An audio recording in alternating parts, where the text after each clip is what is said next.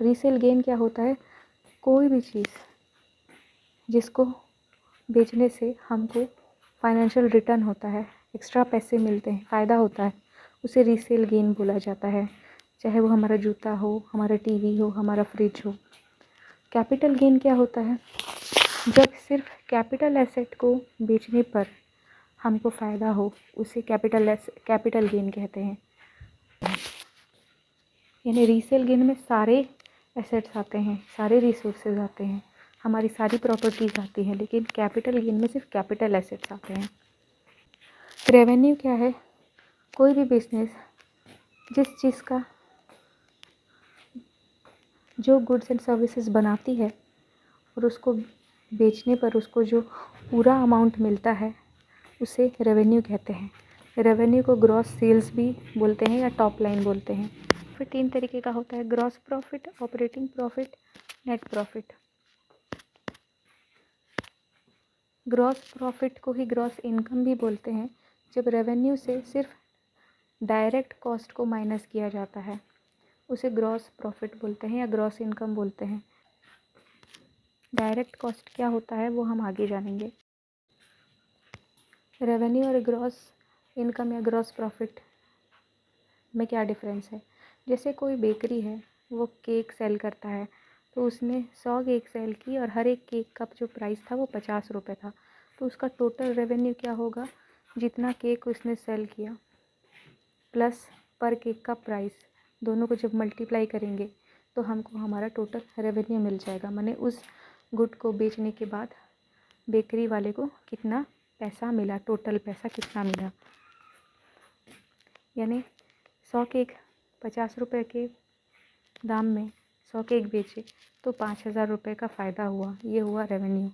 लेकिन अगर हर एक केक को बनाने में 15 रुपये का, अगर हर एक केक को बनाने में 15 रुपये खर्चा लगा है, तो जब हम उस 15 रुपये के खर्चे को माइनस करते हैं उस रेवेन्यू में, तो हर एक केक पे हमको 35 रुपये का फ़ायदा हुआ है। 50 रुपये में केक बिका है, लेकिन हमको पूरा 50 रुपये का फ़ायदा नहीं हुआ है। उस 50 में से 15 रुपये हमने अपने जेब से लगाए हैं, तो उस 15 को माइनस करने पर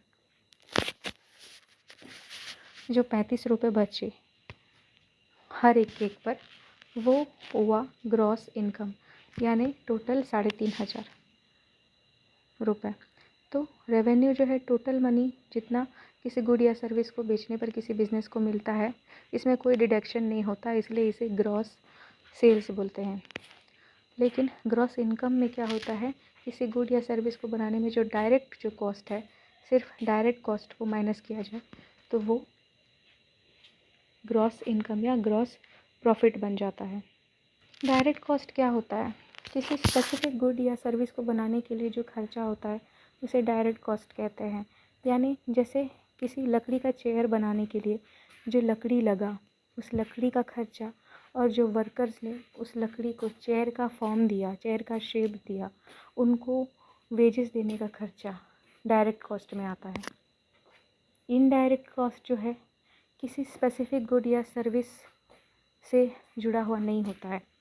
यानी इनडायरेक्ट कॉस्ट का मतलब किसी चेयर बनाने वाले बिजनेस के उस पर्टिकुलर गुड और सर्विस को बनाने में जो रॉ मटेरियल लगा, जो लेबर चार्ज लगा, उसको हटा के जो बाकी खर्चे हैं, जैसे वो बिज़नेस, चेयर बनाने का बिज़नेस किसी पर्टिकुलर बिल्डिंग में है, उस बिल्डिंग का रेंट देना, पानी का बिल देना, उसमें जो मशीन यूज़ हो रहे हैं उनका पैसा देना, उस बिल्डिंग को जो गार्ड कर रहा है, सिक्योरिटी गार्ड, उसका पैसा देना, सारे एक्टिविटीज़ को जो मैनेज कर रहा है उस मैनेजर का पैसा देना, ये सारे जो कॉस्ट हैं वो इनडायरेक्ट कॉस्ट कहलाते हैं।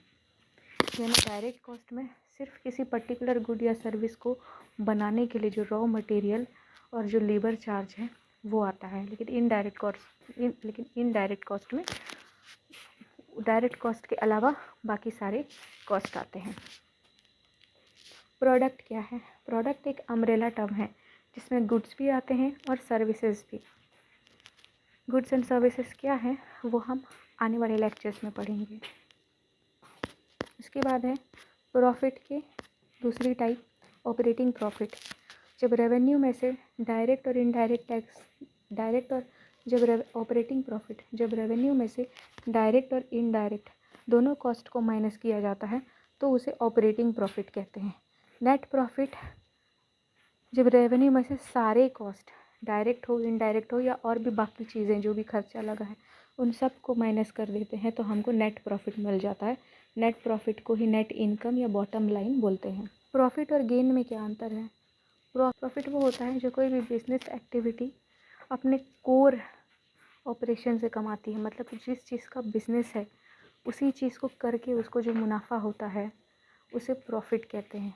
जैसे एक बेकरी है, उसका मेन काम है ब्रेड या केक बेचना, और उसी ब्रेड और केक को बेचकर उसको फ़ायदा हो रहा है तो वो प्रॉफिट कहलाएगा। प्रॉफिट जो है रिकरिंग होता है, माने बार बार होता रहता है, क्योंकि गुड्स और सर्विसेज की जो सेल है वो भी लगातार होती रहती है। और ये जो एक्सपेक्टेड है, कोई भी बिज़नेस ये एक्सपेक्ट करता ही है कि वो प्रॉफिट कमाएगा और उसी वजह से ही वो बिज़नेस को स्टार्ट भी करता है। तो प्रॉफिट जो है रिकरिंग है, यानी बार बार होता है, कंटिन्यूसली होता रहता है और एक्सपेक्टेड इवेंट है। जबकि गेन क्या है? गेन जो है कोर बिजनेस ऑपरेशन के अलावा, कोर बिजनेस एक्टिविटी के अलावा जो फाइनेंशियल गेन हुआ उसे गेन कहते हैं। जैसे वही बेकरी ने अपना कोई गाड़ी बेचा या अपना कोई प्रॉपर्टी बेचा और उससे उसको फ़ायदा हुआ, एक्स्ट्रा पैसे मिले,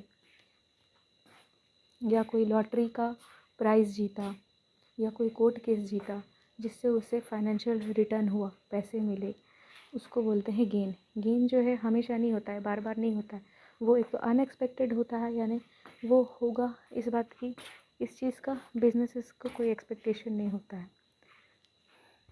गेन जो है अनएक्सपेक्टेड होता है, अचानक होता है, और ये हमेशा नहीं होता, बार बार नहीं होता, ये वन टाइम इवेंट है, अचानक होता है, उसे गेन कहते हैं। जब किसी गुड एंड सर्विस को बेचने पर जितना खर्चा हुआ था उस गुड एंड सर्विस को बनाने में, उससे कम रेवेन्यू मिलता है तो लॉस होता है। या किसी रिसोर्स को गुड या सर्विस बनाने के लिए यूज़ किया गया लेकिन उसको सही तरीके से यूज़ नहीं किया गया, उसको और अच्छे तरीके से यूज़ किया जा सकता था, यानी उसका पोटेंशियल वेस्ट हो गया, उसे भी लॉस कहते हैं।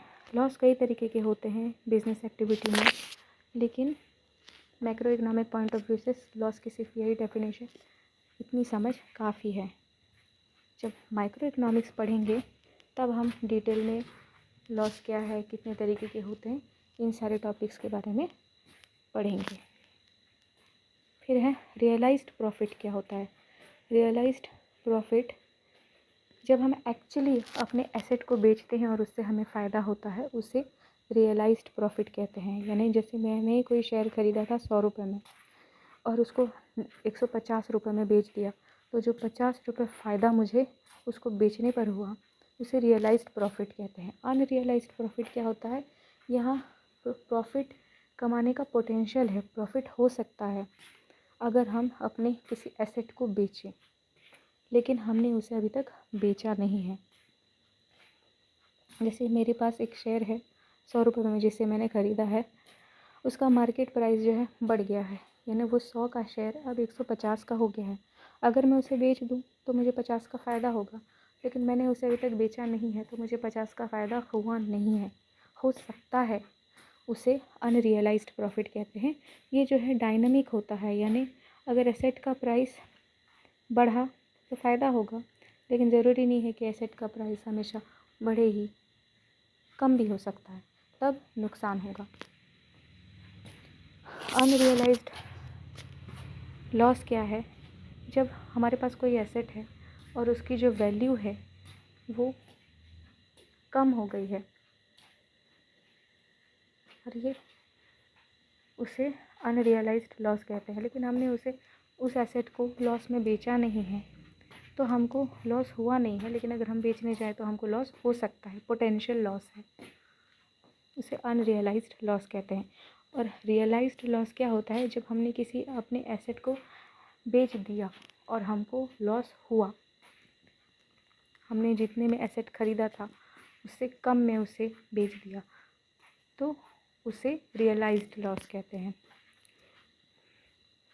अनरियलाइज्ड प्रॉफिट को पेपर गेन बोलते हैं, अनरियलाइज्ड लॉस को पेपर लॉस बोलते हैं। अनरियलाइज्ड लॉस या अनरियलाइज्ड गेन को पेपर गेन या पेपर लॉस इसीलिए बोलते हैं क्योंकि वो सिर्फ पेपर पे एग्जिस्ट करते हैं, रियल में हुआ नहीं है।